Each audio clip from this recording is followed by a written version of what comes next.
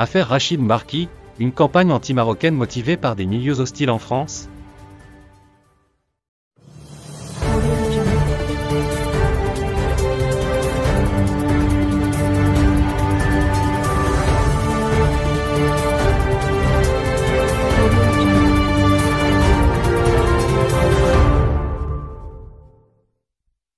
Les réactions suite à la suspension du journaliste français d'origine marocaine Rachid Mbarki par la chaîne de télévision française BFM TV, continuent de susciter des réactions dans la sphère des intellectuels.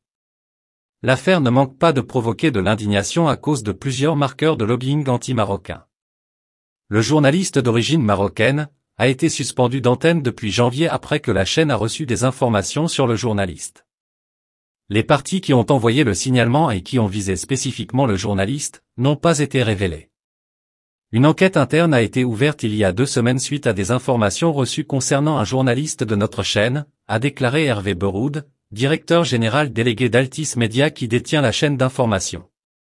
Il n'aura pas fallu attendre longtemps pour faire le lien entre le journaliste et ses origines marocaines pour lui coller des accusations d'ingérence étrangère, en pleine campagne politico-médiatique contre le Maroc, alimenté par un lobbying algérien agressif et des milieux anti-marocains en France et leur relais au sein du Parlement européen.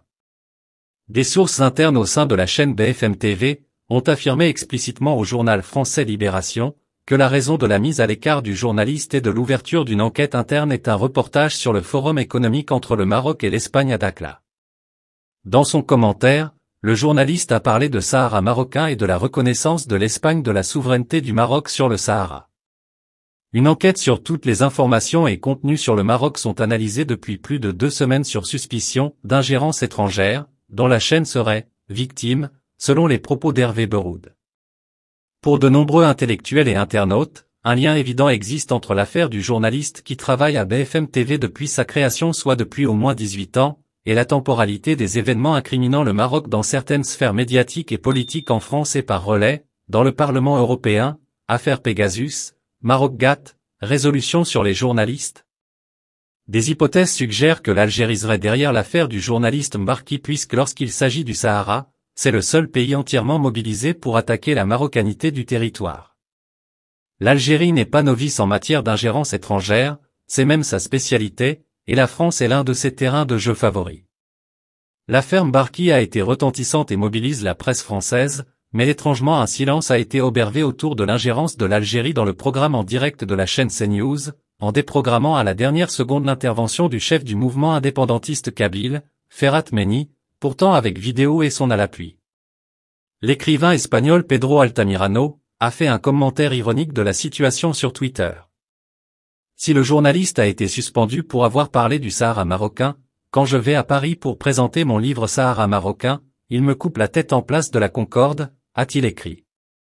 L'ancien ministre du Tourisme marocain et actuel président de la commission parlementaire mixte Europe-Maroc, Lassane Haddad, a également réagi en soulevant un « anti-marocanisme viscéral » et dénonçant une censure. S'il avait dit « peuple sahraoui », terme préféré par l'Algérie, ça passe. 2 poids 2 mesures, s'est-il indigné. Cette façon de traiter des informations différemment a également été relevée par des internautes qui ont parlé du cas de la Nouvelle-Calédonie et de la Polynésie qui figurent, tout comme le Sahara, sur la liste des territoires non autonomes de l'ONU et pourtant sont présentés dans les médias français comme Nouvelle-Calédonie française et Polynésie française. Le député français Jérôme Bénard, pour sa part, a pointé du doigt le lien entre l'Algérie, sa création la milice du Polisario ainsi qu'une certaine presse française qui s'acharne contre le Maroc.